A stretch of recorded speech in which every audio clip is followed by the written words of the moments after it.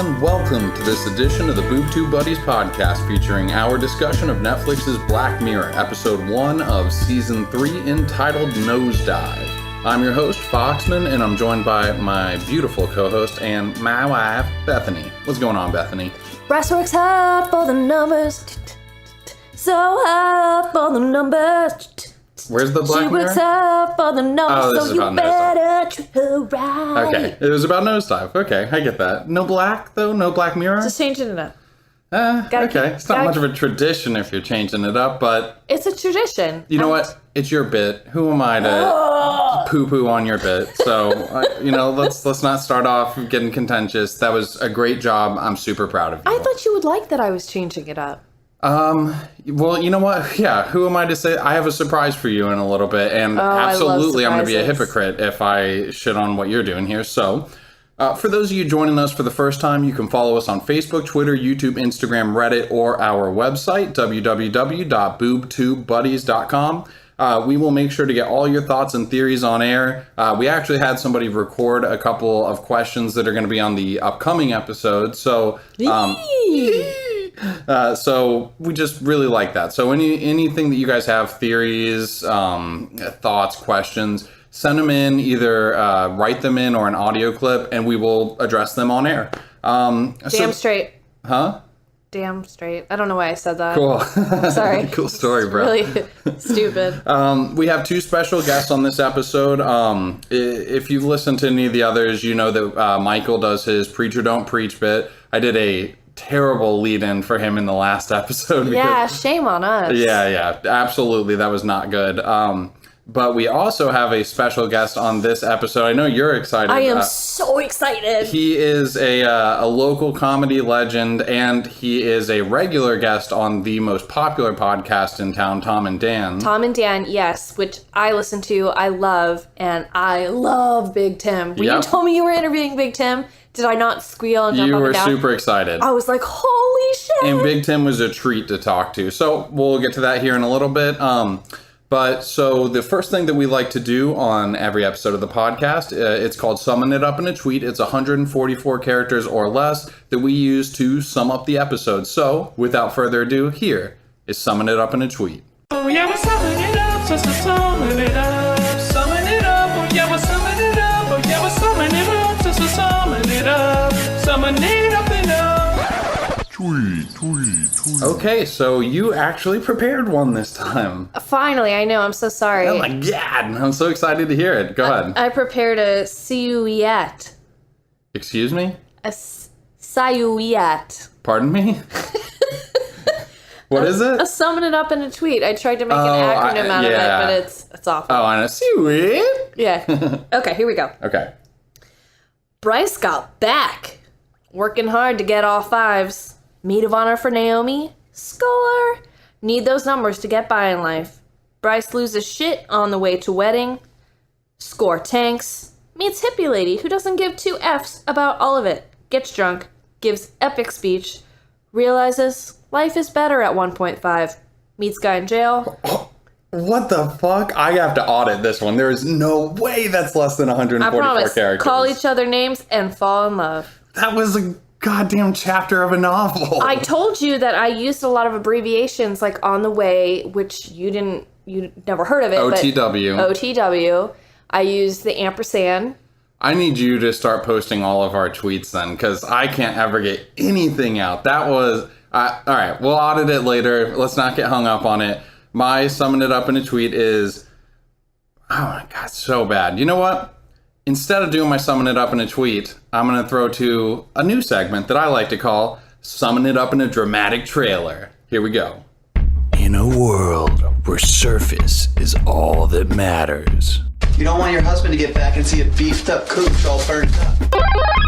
And anything of substance is met with disdain. Mr. Gorbachev, tear down this wall. Lacey is about to hit rock bottom. All right, that was Summon It Up in a Dramatic Trailer, and that was Summon It Up in a Tweet.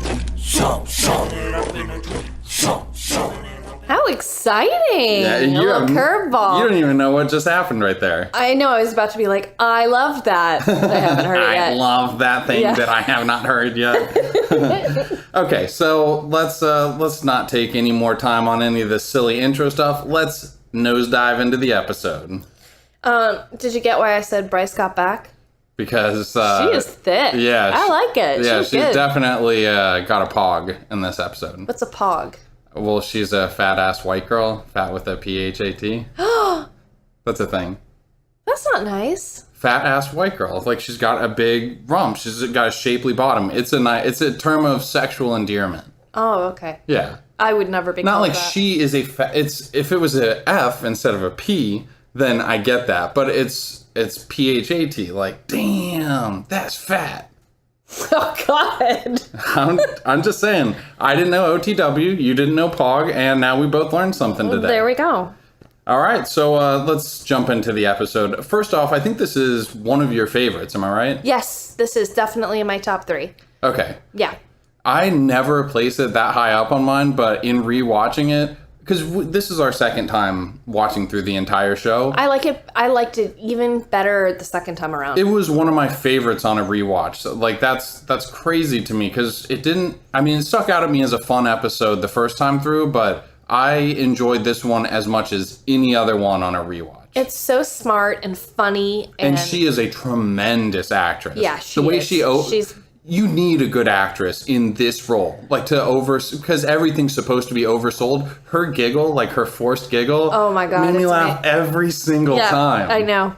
It's really good. She was great in the speech, but even her aside, I really liked how this episode looked.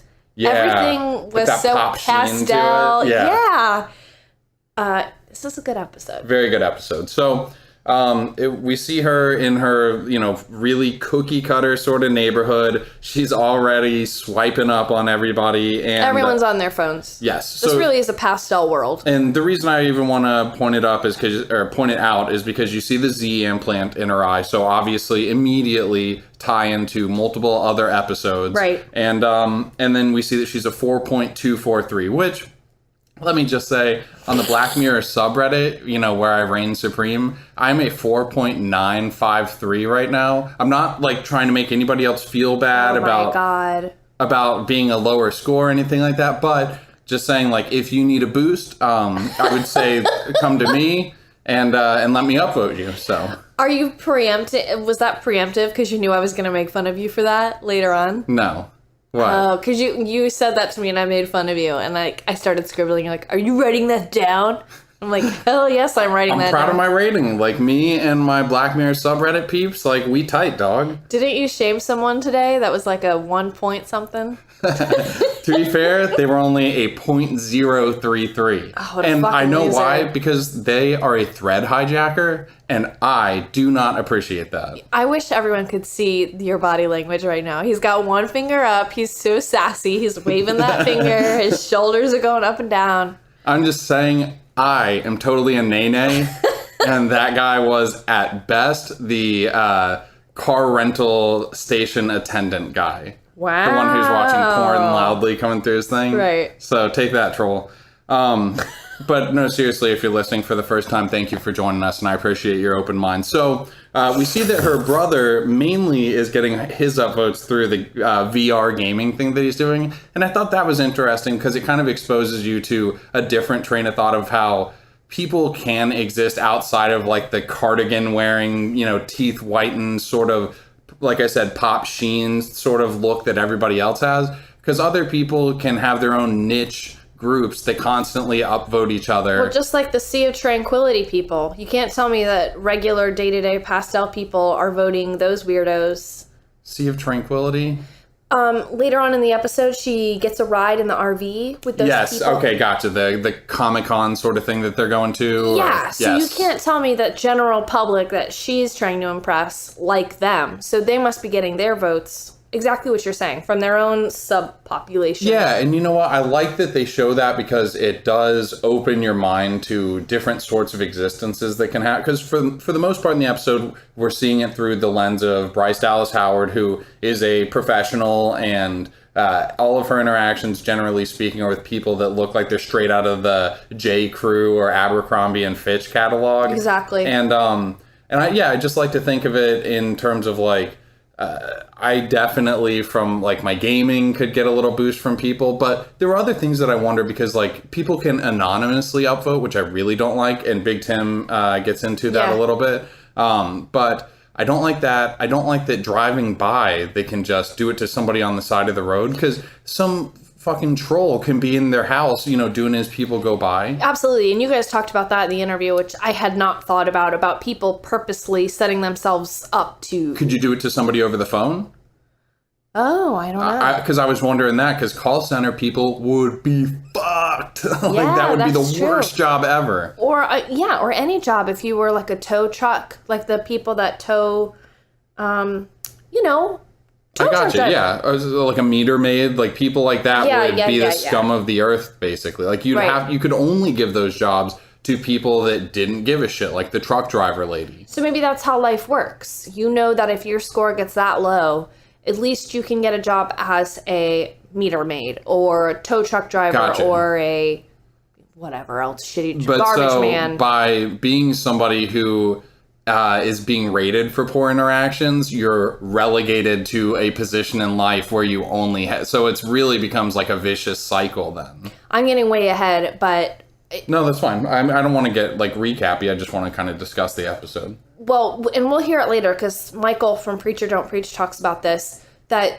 I hadn't thought about it this way, but credit scores are a lot like this. Totally, yes. I mean, they really do. They do determine whether you get a job. A lot of jobs, I know they check my credit score. And where you can live, just like Lacey wants to live in that nice upscale community. Right, yeah. So, I mean, we do this in other forms. Yeah. And we do this. We already do this. We do, yeah. We do this. Yeah, I don't know. I thought you were fucking rapping there for a second. Rapping about doo-doo. So I just, I just really like as she's like making her way to work. I really like all the fake interactions with coffee people, fake. The lady in the elevator. It looks exhausting. The giggle and like using the Z-eye or the Z-eye if you're from across the pond. Yeah, you don't like when I say that. But using that to get information on people as you're talking to them so you can remember like, oh yeah, this guy's name is Zane or something like that. Zane with the Z-eye. Yeah. And so I felt so bad for that poor guy in her office who tries to bring in smoothies to smooth things over because he and his partner had split and everybody was on team other dude. Yeah, they took Gordy's side, not Chester's. It was Gordy and Chester. And sweet names. I like how stereotypical is that? Like, oh, we've got to have a gay couple. Let's name them Gordy and Chester. Like those so are the you don't want to go with names. Bud and Bill? Those are the gayest names ever. They're so like Gordy and Chester. Come on. What on Modern Family is Pepper? Oh yeah, that's Pepper. Cam and what's his faces, and then the other guy who has a really fancy name. Longinus. Longinus, yeah.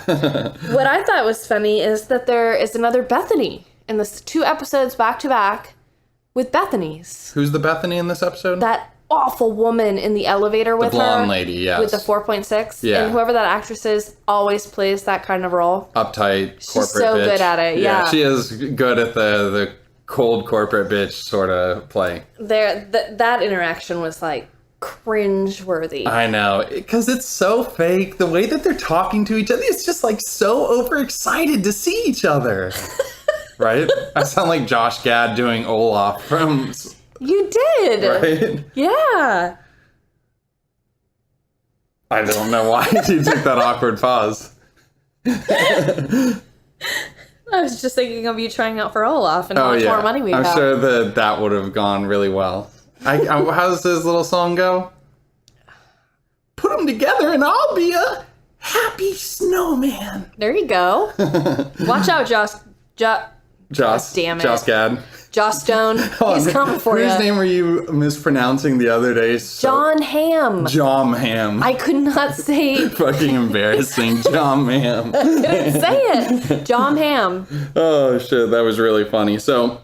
You're awful. Oh, whoa. Hey, we're all having a good time here. Take it down. Let's relax. That was me downvoting you. Yeah. All right. So the episode sort of turns here when she goes to visit the real estate agent because she and her brother are moving out with each other. We did get a taste of Naomi. We see her coveting Naomi's life based on, well, first of all, Naomi's 4.8, but her life based on her social media profile is perfect. She's vacationing. She's clearly rich and fabulous, and her friends are rich and fabulous, and Bryce Dallas Howard, Lacey, is looking at the pictures so longingly, and don't you ever feel that way sometimes when you go through Facebook? And we only put the best on Facebook, but don't you ever look at pictures of people who are constantly going on vacations and sort of feel that way, like, you can't help but look at their pictures? Actually, no. I know. I knew as soon as I put that hypothetical that you weren't. I really don't, but I actually can empathize with that because I will say sometimes I'll look at other podcasts that either get really big really quick or something like that, and I'm like, you fucking cunt, we're so much better than you. But that is actually, that's hard proof that, that's how well they're doing. That is factual. But when you're looking at social media, when you're looking at Facebook, you don't know. Maybe that trip was awful. Maybe so-and-so and her husband fought the entire time. Maybe they went into debt to go on that trip. Maybe, you know what I mean? Yeah, I gotcha.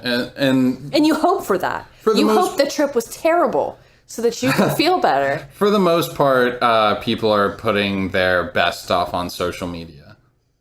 And like we said, unless they're not, and then it's like... The exact this polar is opposite. Awesome. Yeah, and you can't help but look at it. It's like, grab the popcorn. Yeah. You know who really likes to get involved when people start putting their worst stuff on Facebook? You! I really do. And it really does not fit my personality at all. It's just like my one guilty pleasure of, like, 'cause I don't watch like lowbrow television or anything like that, but man, give me a good like Facebook battle or something like that where people are at their absolute worst. And oh my god, the troll in me just like... It's so funny. I thought I really knew you. And like 11 years in, I'm finding these new things. Fucking giddy. That's how I get. Oh, and this election cycle has been phenomenal for bringing out the worst in everybody on every side. And you just love it. You love chiming in. Fucking hog heaven. So anyway, we find out that she needs to get a higher rating score, up to a 4.5. To get into Pelican Cove. It's the only way she can afford it because she gets the discount. Yeah, exactly. Did you notice that the rep that she meets with is from Reputelligent? And the last episode was Smartelligent. That's funny. No, I didn't notice that. I wonder if they're like an offshoot of the same mega conglomerate. Oh, I'm sure. Intelligence company or something. Yeah, no, that's funny. I didn't notice that. What I did notice was while she's viewing the house, there's that hologram. Notice how I didn't say holograph? Okay, yeah. Hologram of her, how it would be if she owned that house. And the guy comes and is like rubbing on her and they're kissing and it's very intimate. Yeah. And the way that Lacey's looking at the real estate agent's like, yeah, that doesn't come with the house. You're right. I thought that was pretty good. And obviously we see she maybe does have a thing for people that look like that based off of her I wasn't going to say that. Interaction in the jail cell. Obviously, is that wrong to say? No, I just made such a fool of myself the last podcast talking about with the voices and then all the voices and then the ethnic stuff. The ethnic right before MLK Day. It released on MLK Day. But I was saying I would rather cheat with a hot black guy than an Asian guy. You were overcompensating. But what I'm saying is isn't that like celebrating MLK Day? No, because you were being false about it. You realized how you were coming across and then you overcompensated. I wasn't being false about that. You were definitely being false about that. I'm the one that brought it up. I could see the look in your eye. It was sheer panic. Oh, you want it to be that way? Is that what you're trying to do? I guess. I don't know. But she likes black guys. Jesus Christ, Bethany. I mean, can we have a little bit of couth, like a little bit of class in this podcast? I can't blame her. I get it, especially with that bottom. Yeah, well, that's probably true too. What an old lady term for it, bottom. Yeah, well, can't you call her a pog like I do? Look at that tush. Come on, man, we're in the 21st century, right? Or is this the 22nd century? No, 21st. Okay. Cool. So this is the point where she takes a picture of her old ragdoll, Mr. Rags, and Nene rates at the 5.0. She knows what she's got to do. Yeah. So she gets the call from Nene, and their conversation is fucking so cringy. My skin was crawling, and her brother is looking on in like absolute horror over how fake it is. It's hard. It's hard to watch. Yeah.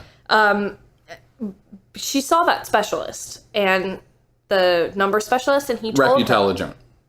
Oh, okay. And he tells her to get the 4.5 will take 18 months unless she gets these boosts from... I love the terms. Yeah, like your arc and your trajectory. Yes.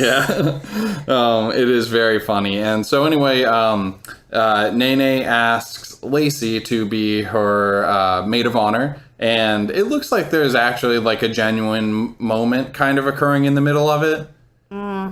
So you thought the whole time that Naomi is only inviting her because she was told by a rep? Absolutely. Okay, I did not. The first time I watched it, at least. We didn't mention, though, that poor Chester, his score gets so low. He can't go inside. Yeah, I know that's brought up a couple times in the Preacher Don't Preach and then in the interview, but it is so funny and so sad, and he's begging Lacey, like, please, he screams, fuck!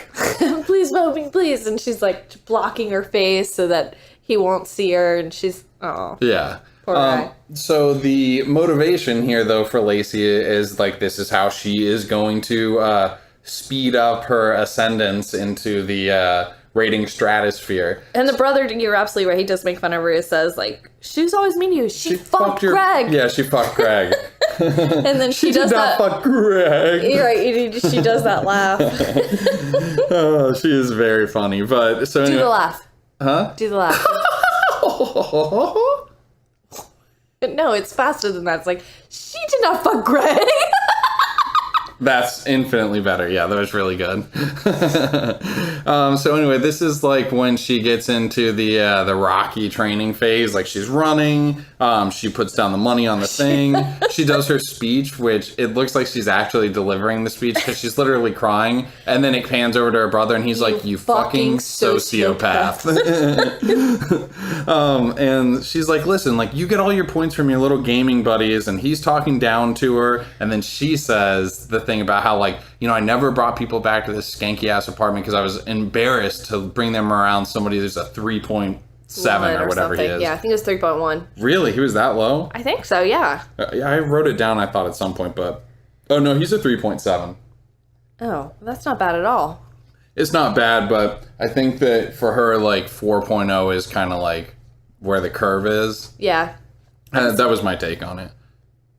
I didn't realize that he was getting rates from the gamers, so that sort of, I thought that, I liked him better before I knew that, because I thought, oh, he's just authentic, he's living the real life, doesn't care about numbers, but... We've seen how people react to that, so I think you have to have your little niche of people, you know? Yeah, no, we talked about that before. But then again, I'm sure he can go out in public and do okay. You know, probably, honestly, he probably does get it because he seems pretty real. Like, I bet he does get downvoted quite a bit in public. Yeah, for sure. So, it's probably why he's always inside.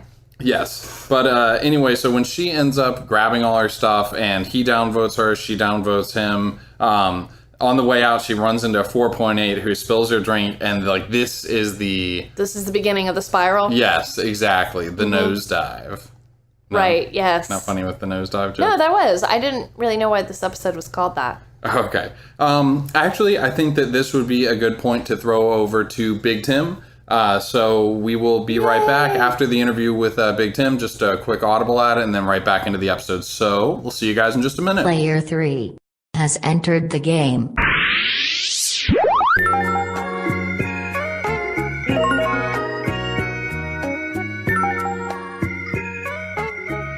All right, Foxman here, and I'm joined by one of my favorite on-air personalities, a local legend in the Central Florida area, whom a lot of you might actually know from his stand-up shows and also his appearances on Tom and Dan. Big Tim, what's going on, brother?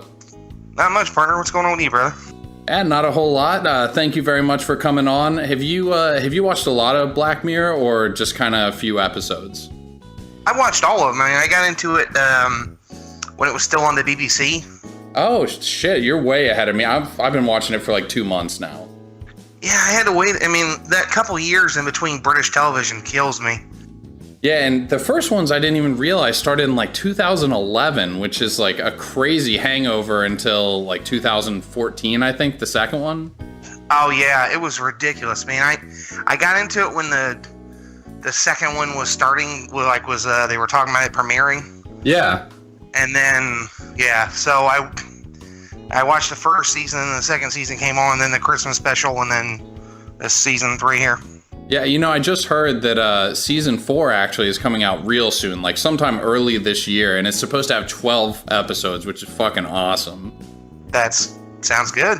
Yeah, I know. They might even have, I don't know if this is confirmed, but the creator was saying that they might have a San Junipero, like either a reboot or a sequel or something like that. And San Junipero is one of my personal favorites, so that'd be pretty cool.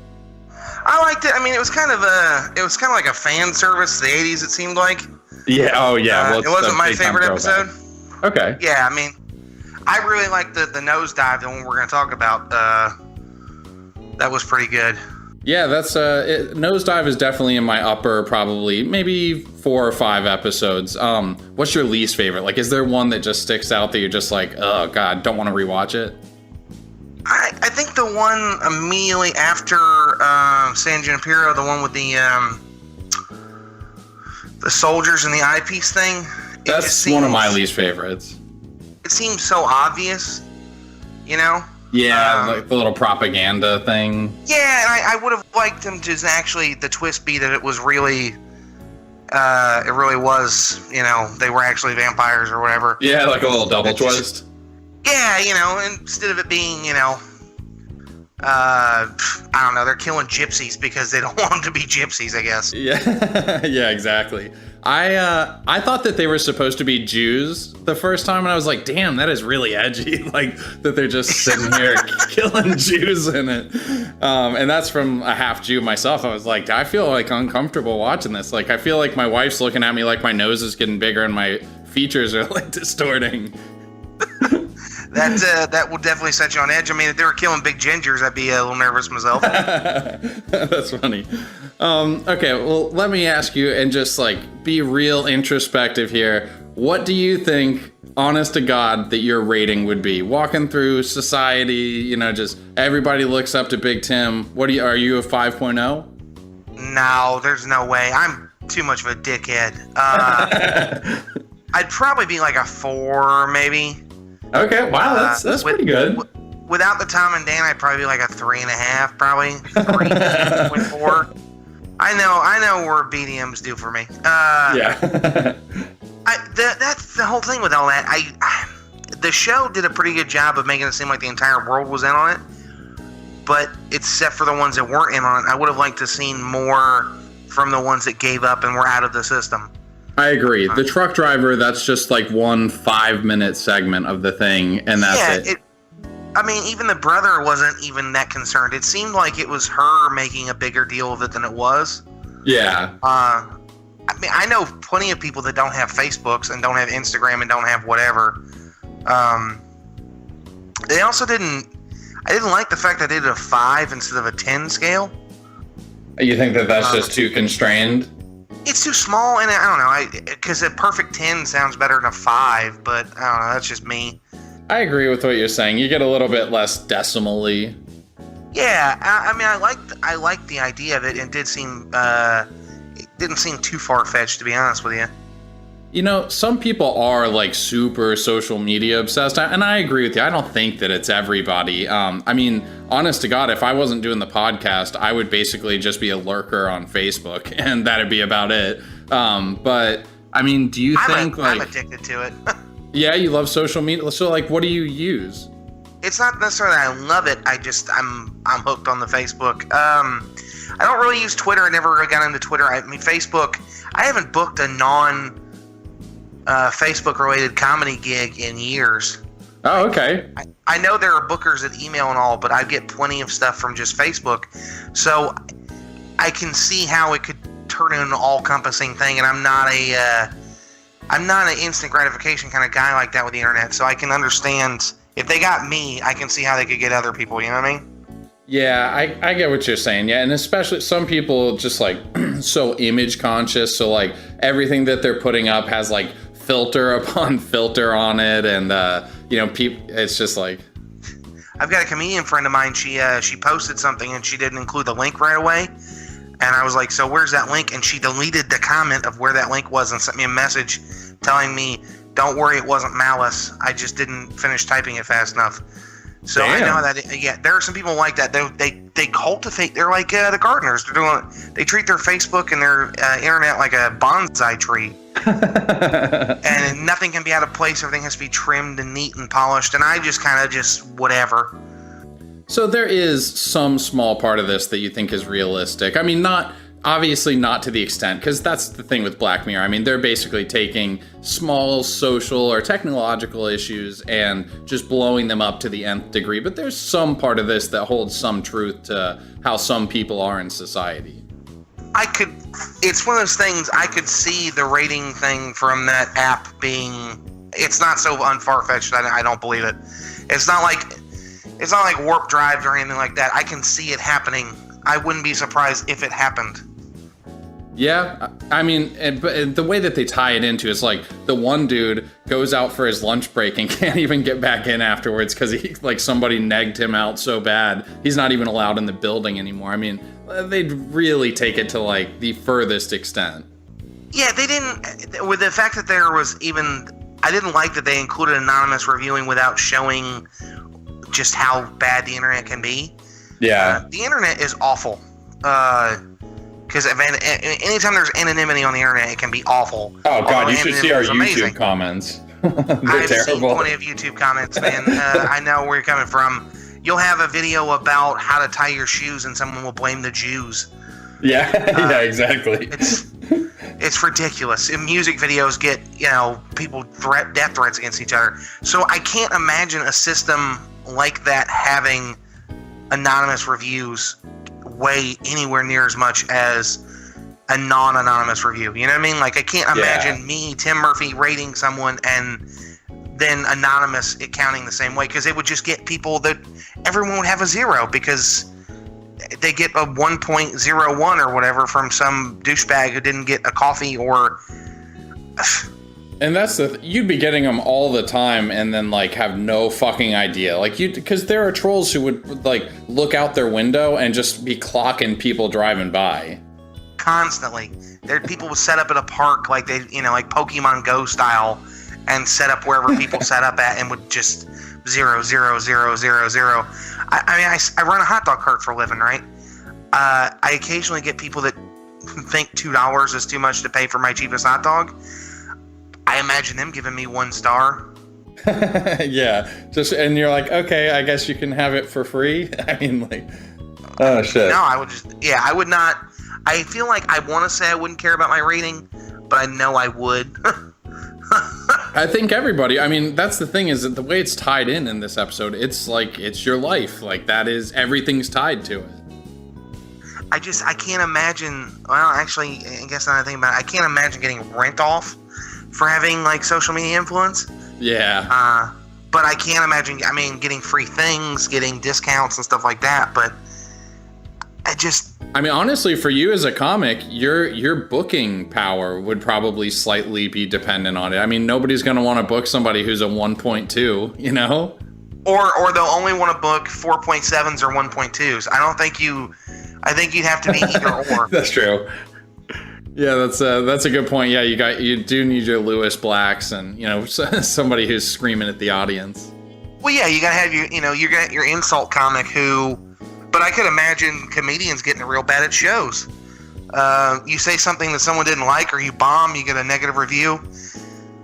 Oh God, Well, hey, you had mentioned the hot dog stand. I know that you actually have you make homemade lollipops, which is I honestly I had no idea until Bethany, my wife, told me about it because she listens to Tom and Dan, and I went through and I was looking at all of them. They sound awesome. The only one I didn't understand was I'm not remembering. What's the main one? It's like the $4 one.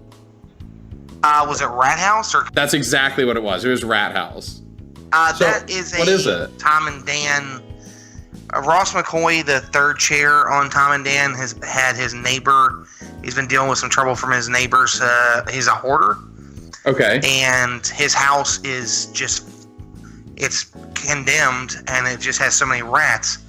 So we reached out a while back to an industrial cheese flavoring company about a sample, and they sent us a sample, and it was a giant batch. I mean, enough to make like 2,000 or 3,000 lollipops. Oh, shit. Wow. Cheddar cheese, Parmesan, and then like I think a Mexican style cheese or something. So we made a cheddar cheese flavored lollipop for Ross McCoy, and we called it Rat House. So gotcha. It tastes like those little packets of crackers with a little red stick with a little cheese. Oh yeah. It tastes like that cheese. It's actually better than it sounds, and worse than it could have been. Yeah, because that's kind of like a cheese whizzy type cheese. Yes, and very much well, like that's a cheese cool. whiz kind of flavor. What's the website URL again? It is BigTimSellsSuckers.com. BigTimSellsSuckers.com. That's awesome. I am not surprised that URL wasn't booked up. It's a lot of words, but that is. I mean, I really want to actually order some of them. Like, go through some of the flavors real quick before we wrap up, because I know that like you probably want other people to check it out. The best one is toasted coconut. If you like coconut, it's the best coconut lollipop there is anywhere. If you find a better one, let me know so I can sell it instead. Our cheddar 100, or not cheddar, cherry 100, which is our 100 batch, is really great. We do booze flavors like single malt scotch, vodka and soda. We have absinthe, made with real absinthe. Most of our flavors we make in-house when we actually distill down things. And in about 2 weeks, we're going to have 26 new flavors from things we distilled down. Wow, okay, that's awesome. Well, it's BigTimSellsSuckers.com, right? Yeah, you can find it on Facebook at /BigTimLollipops, and I also use it for my comedy website and things like that, and you can catch me around town. Cool. All right, well, hey, Tim, it was awesome having you on, man. I know we here at the Foxman household are big fans of yours, so again, really appreciate it. It was awesome getting to chat some Black Mirror with you, man. Hey, thanks, brother. Absolutely. We'll have you back on again soon. You have a good night, brother, man. You too, man. Player 3 has left the game.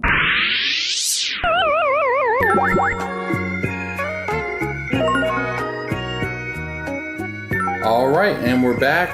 Thank you again to Big Tim for coming on. That was a treat getting to talk to him, and very cool. I know you're excited to it was so awesome. When you were asking him about his lollipops, you asked about Rat House. I told you the story about Rat House because it was the most amazing story. His house is, these pictures are incredible. That his neighbor's house is like not only infested, but insane. You have to look at the pictures. Okay. I love that he made a lollipop for it. And I wish that they weren't out of stock because I would love a Rat House lollipop. Especially because it's not sweet, it's cheese. Yeah, that's so weird. I really do want to try it out. But anyway, let's dive back into the episode. No, I want to talk about that cheese lollipop. Yeah. So anyway, getting back into it, Nene gets in the cab and she is going to the airport. And this interaction with the lady at the airport. Lacey gets in the cab. Okay, I think I said. Nene. Oh, I said Nene. Yeah, but she does talk to Nene. And then Nene tells her to ditch the eating disorder part of her speech. Yeah. it's a little much. Yeah, definitely a little too real. When keeping it real goes wrong. Yeah, but it does give us a hint that, of what comes later about the eating disorder revelation. Yeah, it's like the little seed that's planted. But yes. So when she gets there, she gives the cabbie a 5. He gives her a 1. So now it's continuing to happen. Yeah, and she's frazzled, man. The lady at the airport is such a bitch. Like, this is a huge moment. She can't get on her flight. The lady is not even remotely apologetic. And then Lacey, obviously way over the top, freaks out on her. God, just fucking help me. Right. And every... All the downvotes? Yeah. I know. She gets kicked out for intimidation and profanity. And even the officers that are kicking her out are on their best behavior. Yeah. Now that would be nice. Also very difficult, I feel like. If, well, it's a bias, but if law enforcement officers were rated by that, it would be nice. I think that law enforcement officers would almost have to be exempt from it while they're on That's true, duty. yeah, because, I mean, as soon as I was pulled over, it would be like, do-do-do-do-do. Yeah. So I don't think that would be that wouldn't be fair at all. But the way that the attendant was, the one who was helping her at the desk, have you ever done that where somebody is so mad and you can be that sort of fake polite, and it's where somebody's getting more and more and more mad, and there's almost a joy in being fake polite? Yeah, I know that this I have done that. situation would not call for it in my opinion, but I have definitely done the thin veneer of a smile where it is so obvious that I am being sarcastic while being perfectly friendly-ish, you know what I mean? Right. It's a really good feeling because it just causes the person to lose their shit more, which only makes you fall into that even more. Like, Yeah. That's a good feeling. So her drive to get there is just filled with all sorts of fucked up things. She gets put in this car that's in a foreign language. She can't Most figure fucked up anything is out. she has to watch Tool Time. And they're Yeah. It's in a different language. So that ends up running out of power. There's no Adapter? Yeah, that's what I was gonna say, converter, but yeah, adapter. And then that fucking creep in the middle of nowhere at that thing listening to his porn blaring through the thing. He gives her the bad rating, and he just shrugs and says it wasn't a meaningful encounter. Which I thought was a little was kind of profound. Yeah, it's obvious that people utilize the rating system completely differently. Right. So, and it kind of sucks for her in that situation that you can't take back your vote. You know what I mean? Yeah. I wonder if there is like a science to it where you're brought up and you're taught, like, you know, if you want to make a good impression on people and get a good rating back, the best way to do it is to preemptively give them a 5-star rating. Oh, yeah. I know that would be my tactic. Yeah, I think that, I don't know, it's tough. I feel like I would almost pretend like I forgot all the time so that it was, like, that I could reserve it a little bit in case. Forget to rate people, you mean? Yeah. Like, if it wasn't, an exceedingly positive interaction, I think that I would probably... Just forego the rating altogether. Exactly. I've done that before when it's been a bad experience. It's just not rate, like on Amazon or something. I don't necessarily give someone a bad score. I do. I don't know if you've ever noticed this, but I go through and rate like 80% of our purchases on Amazon. I don't know why. It doesn't do anything, but I like doing it for good or bad ones, regardless. The only time I rate is if it was a really good experience, which most of the time it is. Yeah. Or if it was a really, really bad experience, then I will. Yeah, and I think that we're pretty good at doing it for restaurants too, considering that we worked as servers. I fill out those things often, especially every time when it's on the computer monitor thing that they now sometimes have it. But I definitely do that. Yes. And I'm a little bit like Lacey in that even if the service wasn't great, I give the server good scores because being a server fucking blows. Yeah. And you have no idea what's going on in the kitchen for she or he to not have done a good job. I always overcompensate. Like, yeah. Great job, so busy, but was a wonderful server. And yeah. So this is where she meets the lady who kind of gives her Susan, the other take on life. She's the truck driver, and she tells the story about how, you know, she played the game and her husband, Howard. maybe I didn't write it down, but that he had cancer and he lost his bed at a treatment facility to a 4.4 because he was a 4.3. Exactly. So she basically just says after that, like, I realized, like, I didn't give a shit anymore. I just started saying what I wanted, and she's just kind of loose and free with it. And Lacey is basically her at the end of this. Probably an even lower rating. I thought that was a really good illustration of her back to Susan talking about her husband, about how healthcare works, about how insurance works. Yeah. Two people who are just as worthy of getting this treatment. One has the right insurance coverage, one doesn't. That guy gets help, the other guy doesn't. It's really sad. The other guy dies, yeah. The other guy dies. I mean, it's very sad. It's about to be even more sad because that's going to be happening more now. Yeah. I mean, not even a political thing, regardless of whether or not you think it should be repealed. Obviously, 20 million people losing their health care, just at least that part of it is terrible. And that is a lot of what you're talking about here is what's going to happen in actuality. People that don't have health care will lose out on some of these lists and things like that to people that have insurance coverage. Yeah, that was one of the more poignant parts of this episode to me, but probably because I work in the healthcare field. Yeah, absolutely. But again, I talk about Brooker, but the people that make this show are so good at infusing so many different things. Yeah. I mean, you can equate that to, I'm equating it to healthcare and insurance, but I mean, it can be equated to a million different scenarios and situations, and there's all these little things he puts in there. So you get the broad understanding of what the show's about, but then when you really start to, like, it's like an onion and you peel these layers and there's so much to take from these shows. That's what I was saying that I like about the, what did you call it, Sea of Tranquility? Yeah. Of how I like that you have those people and then like her brother who's a gamer. So there are people who can exist outside of this social circle that is at maybe the top of the stratosphere. Yeah. Mm-hmm. I mean, but you can exist and be up near a 4 or high 3s. But still kind of being yourself, flying your freak flag a little bit.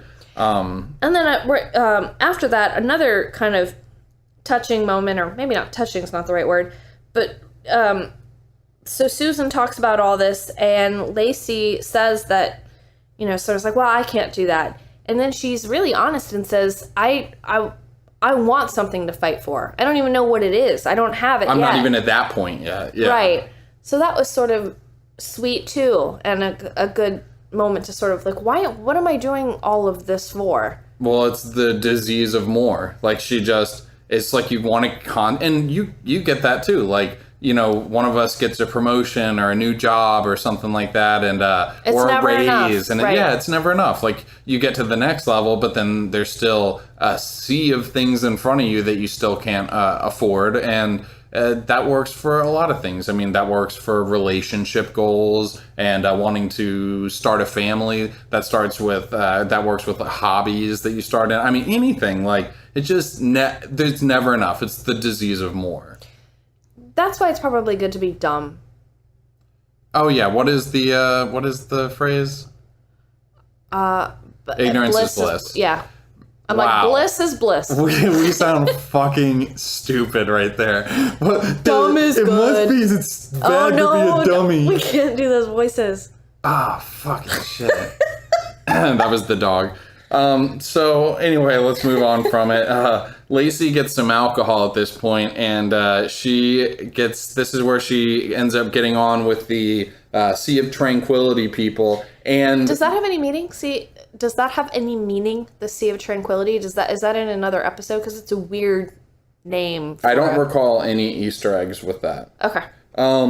So this is also where she gets the call from Nene. She has been axed, and it's because Nene can see the score that she has now. She doesn't know what's going on with her, but I cannot be seen. With 2.6 at my wit. A low 4 played well. Yeah, and then Lacey's like, but we were best friends since, and she's like, oh, cut this shit, Lacey. This was as much about the numbers as it for me as it was for you. And it was. Of course it was. So it's pretty legitimate. I mean, obviously, Nene is a bit of a bitch, but she's no more hollow here than Lacey is. Right. Lacey's just having a fucking really shitty day. Yeah.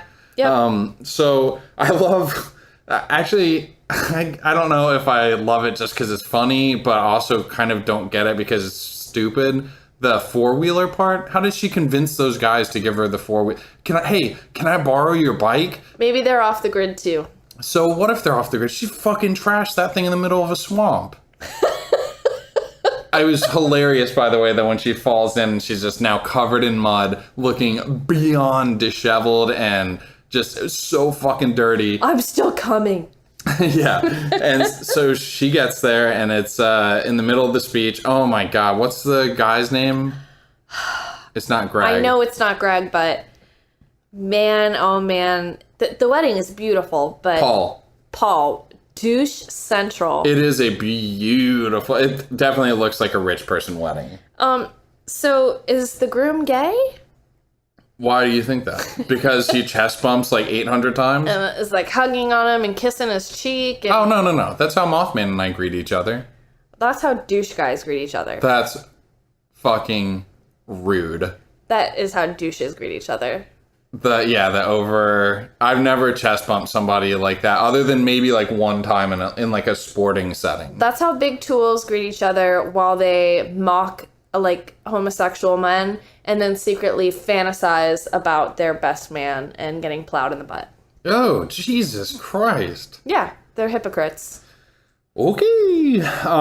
So anyway, she goes up and delivers the speech of a lifetime here, and everybody looks flabbergasted. And I love that there's a brief moment where it almost looks like she's gonna win them over with when she makes the "fuck the planet" joke, and people actually start smiling and laughing a little bit. But then she screams it a few more times, like, "You fuck the planet, fuck the planet." And then the down, like it's the trickle down vote starts happening, and so she's talking about Nene's tight ass and how the boys all went for her, and just like these noises she starts making, like I was fat, blah, blah, blah. blah blah blah. And she's hysterically laughing and then crying. It was a really good piece of acting. It was. That freak out scene was maybe one of the best moments of acting that we've seen on the entire show. Because, like, I always talk about how much I love 15 Million Merits. And I personally really like Bing's freak out. I think that the actor does a good job of just, like, taking his angst to the ultimate level of, like, just a nuclear meltdown. But he can't hold a candle to what she does here. And by the way, I heard that he is headlining a movie coming out, like maybe a horror film or something like that. I can see that. He's about to star in him. Yeah, so pretty cool. That is cool. This monologue, she's like she's like a 0.5 when it's done. yes. Which it'll go up to a 1.5 after the 1 day. Right, thing. the 1 day, yeah, the probation period. Or not, because she gets her ZI zapped at the end. The fucking knife that she pulls out to ward everybody off. It's pretty crazy. It's so, I mean, and then the whole thing ends with her saying, "She's fucked Greg." Yeah. And before that, I'll cut the doll's head off and stick it up my ass. Mr. Regs. She fucked Greg. I know you did. I kind of hope that the wedding guests downvote Naomi as a consequence of this too. Like, this wedding was awful. Like, downvote her wedding. I hope so. It is kind of nice to think that she did absolutely ruin the day. And Naomi's such a bitch. I'm surprised her friends don't downvote her. Well, I guess Queen B. Yeah, for sure. Can't do that. But anyways, okay, so real quick, let's go ahead and throw over to Michael, who has a really good Preacher Don't Preach this week. So here is Preacher Don't Preach. See you guys in a few. Preacher Don't Preach.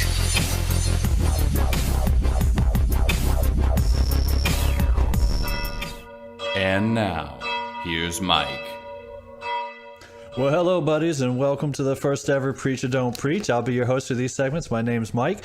Basically, what we're going to be doing here is just like a little op-ed piece, kind of giving you a in-depth look into some of the thematic things going on in the latest episodes of Black Mirror, and take it from there, see if we can get a reaction out of you with my hot takes. All right, so let's go ahead and jump right into the first episode, Nosedive. Basically what we have here is a world where people are being quantified. It's on the 0 to 5 scale, which is this amalgamation of their scores based on their social interactions, both face-to-face and kind of their online social media scores. I mean, a good example is like the main character, Lacey, goes to her local barista. Everybody's all smiley. She gets the coffee she wants. He gets the tip she wants.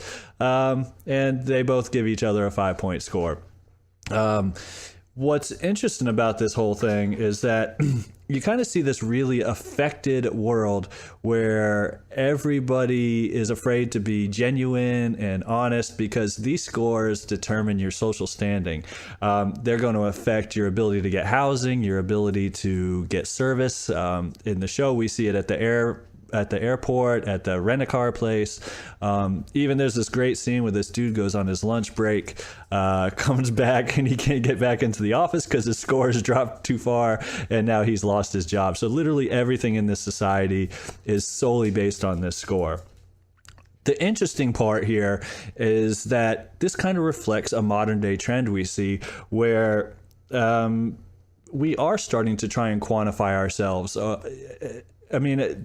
The credit score is the perfect example. I mean, it's been around forever, but look at what it can affect. It can affect your ability to get housing. It can affect your ability to get a car. It can affect there's employers who look at your credit score and want to, it determines whether or not they're going to hire you.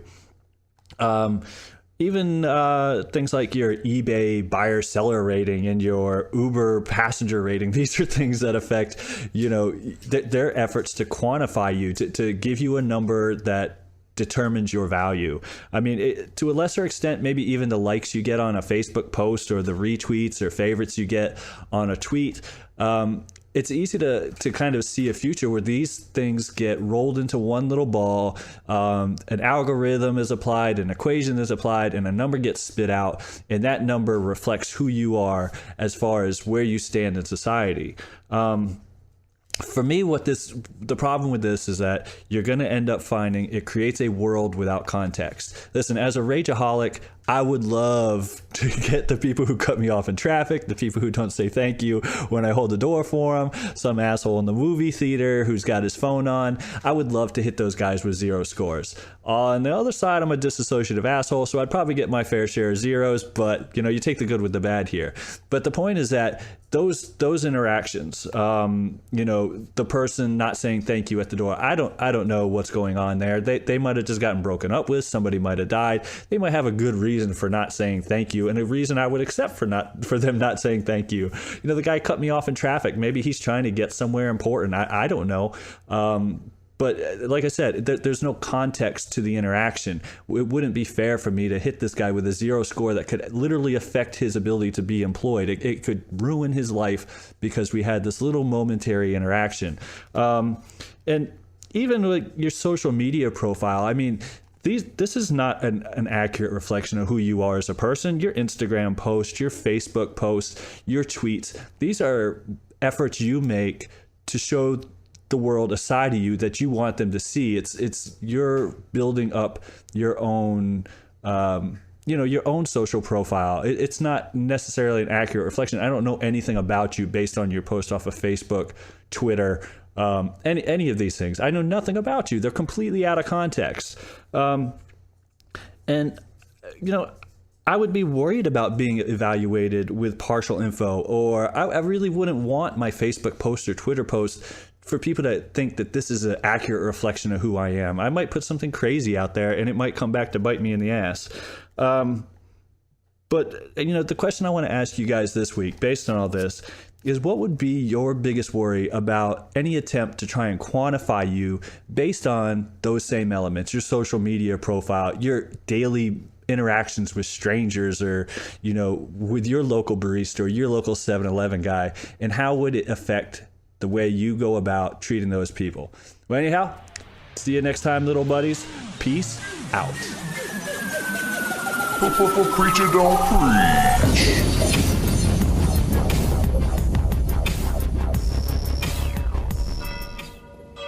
All right, and we're back. Thank you very much, Mike, for that Preacher Don't Preach. let's just finish up talking real quick about the end, where she can finally let loose. They've taken the Z implant out of her eye, or at the very least temporarily zapped it. Did they actually physically remove it? They just zapped it, right?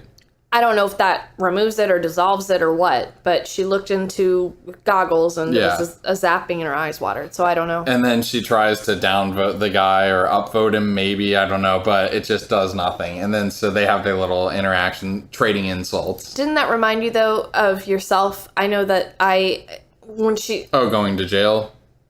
No. When, oh my goodness. No, when she goes to grab her phone to look him up, how many times, I know that I grab for my phone all the time, or I'm always looking for my phone. Oh yeah, I have this fucking weak habit of where I'll be surfing Reddit, and then like on my computer or on my iPad, and then I'll literally pull out my phone and open Reddit, and I'm like, God damn it. Yeah, no, I do it all the time, or I'm really into a show, but my hand just knows to grab my phone. Next thing I know, I'm looking through stuff. I'm like, why am I doing this? I don't even want to look at it. I want to watch the show. I got into Young Pope last night and was really enjoying it, and just pulled out my phone and started like going through, mindless shit on either Reddit or and after a minute or two, I was like, God, this is like a really good show. What is wrong with me? It is. It's bad. It's bad. It's bad and good.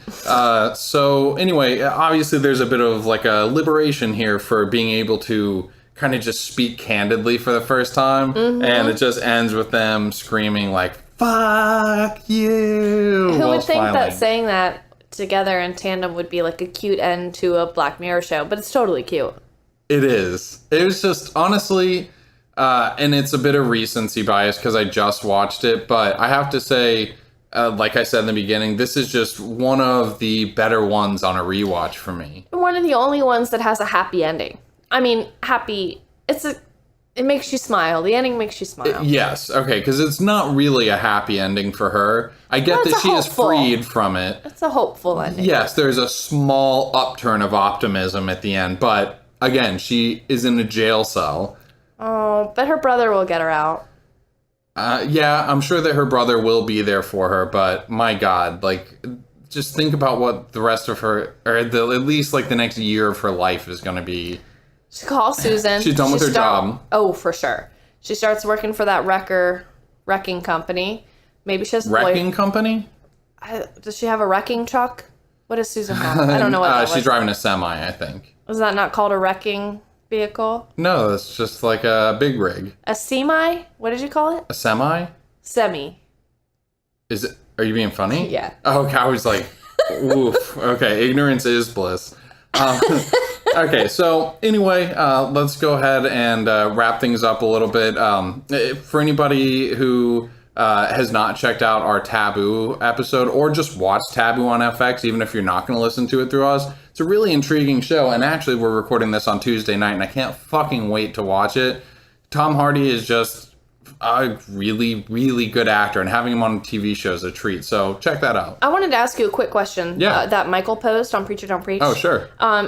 How would this affect how you treated people if there was a score attached? Do you think it would make you treat people differently? He posed that question, and it was an interesting question to me.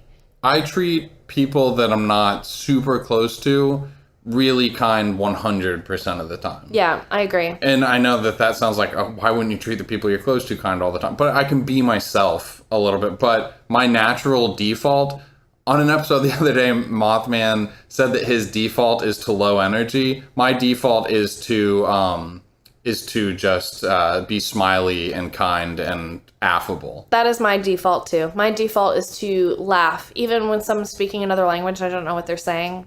I just laugh and smile. I do that too. Yeah. It helps. Right. It helps a little bit with sales. Yeah, I figured we would be on the same page with that. Yeah, but okay. Other than that, just tell a friend about the show. And turn, smile, repeat. Turn, smile, shift. There we go. Shift. Yeah, I only kept going because I wanted to remember what the other one was. That's a Phantom Planet song, by the way. Yeah, it's a pretty good song actually. Yeah. Anyway. Check it out. It'll be on our podcast. It'll be reviewing. Anyway, thank you guys for tuning in. Bethany, would you tie a bow on this bitch? See you later, little buddies. Please give us a 5.0. I mean, you don't have to, but it would be great. Peace.